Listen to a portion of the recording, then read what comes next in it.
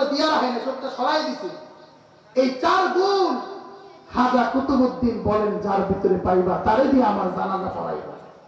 সত্যি সত্যি খাজা কুতুবউদ্দিন কিছুদিন পরে ইন্তিকাল হয়ে গেলেন। এবার খাজা কুতুবউদ্দিনের জানাজা প্রস্তুত হয়ে গেছে।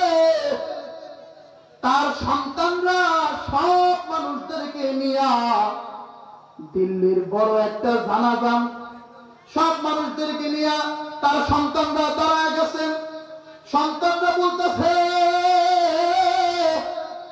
আমার বাবা ওসিয়াত করে গিয়েছিলেন যাদের ভিতরে 4 গুণ আছে এরকম কোন মানুষ থাকলে আমার বাবার জানাজার সামনে আসেন, তিনি জানাজা পড়াবেন। এবার তার সন্তানরা ঘোষণা দিতেছেন, যার কোনদিন তাকবীরে উলা ছুটে নাই, আসরের সুন্নাত সুন্নাত তাহাজ্জুদ ছুটে নাই, যিনি পরনারের দিকে তাকান নাই, এরকম কোন মানুষ থাকলে আসেন একটু আমার বাবার জানাজা পড়ান। সেখানে সবাই সবার অতীত ভাবতেছে, ভাইবা থেকে হাইরে এরকম আমলওয়ালা জিন্দেগি কোনদিন করছি কিনা। পুরা জানাজার মাঠে সবাই মাথা নিচু করে দাঁড়ায় রইছে, কেউ সামনে আসে না।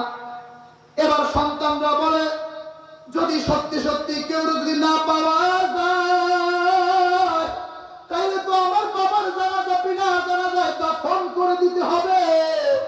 একটু আপনাদের হাতে পায়ে দড়ি দেখেন, কেউ যদি এরকম গুণওয়ালা থাকেন একটু আমাদের সামনে আসে।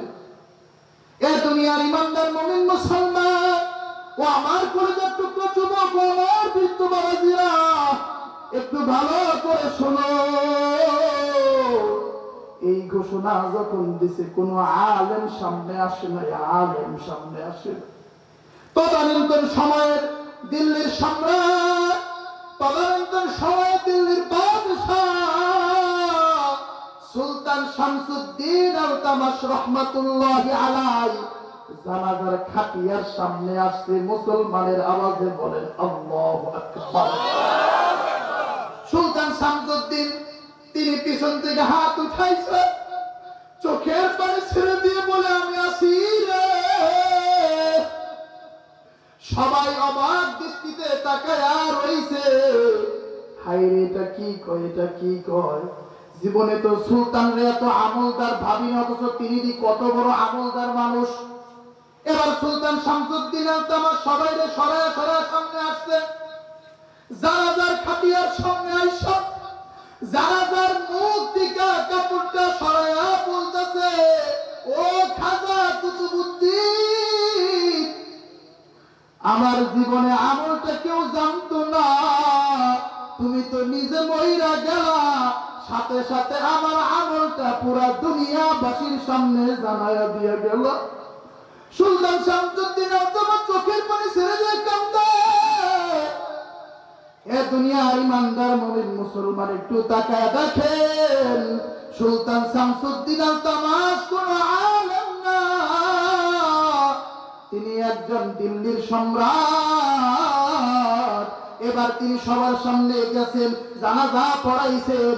এবার খাজার জানাজা সুন্দরভাবে যখন সম্পূর্ণ হয়েছে, এবার দুনিয়ার মানুষ দেখো, হায়রে জান্নাতের প্রথম কাতারে যাওয়ার জন্য আলেম হওয়া লাগে না, ঈমানটা ঠিক থাকলে আর আমলওয়ালা হইলেই যথেষ্ট, ঠিক কিনা?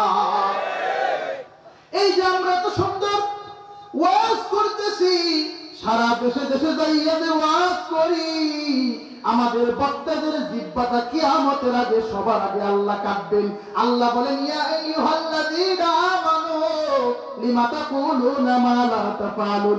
এই বক্তা তুই নিজে মানুষদেরকে ওয়াজ করছস, আমলের কথা করছস, অথচ ওই আমল তুই জিন্দেগিতে করস না। তখন সারা দুনিয়ার মানুষগুলোর সামনে যে ফিলিস্তিনের জমিন আজকে মারতেছে, ওই ফিলিস্তিনের জমিনটা হবে হাসরের মাঠ। আল্লাহু আকবার। সেইখানে এই বক্তাদেরকে যারা আমল করে না, যারা আলেম হইয়া আমল করে না, হাফেজ হইয়া যারা কোরআনটা ভুইলা গেছে, তাদের সবার আগে জাহান্নামে যাওয়া লাগবে, ঠিক কিনা? এই কারণে মুসলমান, আমি আলেম না এই কথা বইলা পার পাওয়া যাবে না। যে আমলগুলা দিছিলাম মাগরিবের পরে 7 বার আল্লাহুম্মা আজিরনি মিনান নার, ফজরের পরে 7 বার, মাগরিবের পরে সূরা হাশরের শাস্তিনাত একবার, ফজরের পরে একবার, সাইয়্যিদুল ইস্তিগফার সকাল সন্ধ্যা, আর নিজেদের সন্তানদেরকে হেফাজতে রাখার জন্য, নিজেদেরকে বাঁচানোর জন্য 3 কুল পড়ার আমলটা দিছিলাম। ইনশাআল্লাহ আমলগুলা করতে পারবেন তো ইনশাআল্লাহ?